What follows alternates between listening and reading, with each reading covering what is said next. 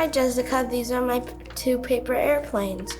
This airplane is a paper dart, and when I first threw it, sometimes it was flipping and zigzagging, but sometimes it just went straight. This is my second paper airplane. It's also a paper dart, but it has a nickel inside of it, which makes it heavier.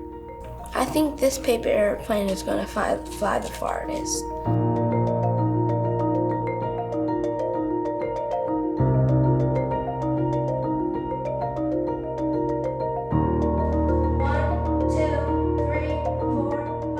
When I throw my paper airplanes, when they land on one tile, I count the tiles to count the distance. I think the plane with the nickel went farther because when it landed hard, so it slid farther.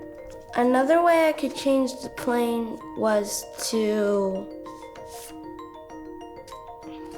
fold it differently.